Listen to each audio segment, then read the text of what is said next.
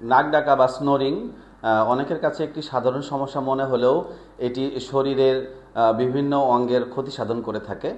নাক ডাকার কারণ যদি বলতে চাই আমরা, তো শ্বাসনালী বা শ্বাস নেওয়ার যে পথ, এই পথে যদি মাংস বৃদ্ধি হয় বা যেমন টনসিল, নাকের কারো হাড়ের সমস্যা থাকে সেই সমস্যার কারণে হতে পারে, বা গলার পেছনে যদি মাংস বেড়ে যায়, কারো কারো হঠাৎ করে ওজন বাড়ার কারণে না গলার মাংসপেশিগুলো চর্বি জমে, সেই জন্য হতে পারে। থাইরয়েডের সমস্যার কারণে হয়। অনেকের ধূমপান বা অ্যালকোহলের অভ্যাস যাদের আছে তাদেরও এই নাক ডাকার সমস্যা হয়। কারো কারো বয়সের কারণে একটা দেখা যায় যে গলার মাংসপেশিগুলো শিথিলতা তৈরি হয়, কারণ শোয়ার পজিশনের উপর নির্ভর করে চিত হয়ে শুলে জিহ্বাটা পিছনের দিকে চলে যায়, সেজন্য নাক ডাকার সমস্যা তৈরি হয়।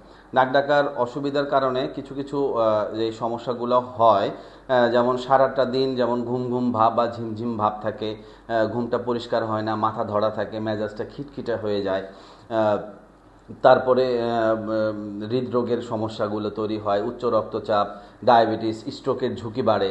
হ্যাঁ, মানে নাক ডাকাকে সহজ বা সাধারণ কিছু মনে না করে এটাকে গুরুত্বের সাথে দেখা উচিত। হ্যাঁ, কিছু কিছু গবেষণায় দেখা গেছে নাক ডাকার সাথে যৌন অক্ষমতারও একটা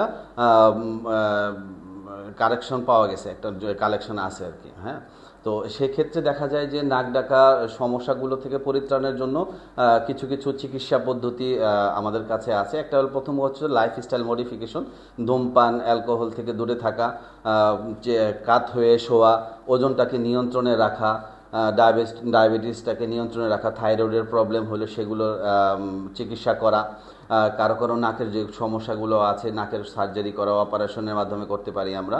তারপরে সিপ্যাপ মেশিন পাওয়া যায়, সেই মেশিন ব্যবহার করা। তারপরে যদি বড় সার্জারি লাগে আমরা স্লিপ সার্জারি বলি সেটাকে, নাক কান গলা বিশেষজ্ঞ, সব নাক কান গলা বিশেষজ্ঞ ডাক্তাররাই এই সার্জারিটা করেন স্পেশাল সেন্টারে। স্লিপ সার্জারি সেটিও আপনারা করতে পারেন। সবাই সুস্থ থাকুন, ভালো থাকুন।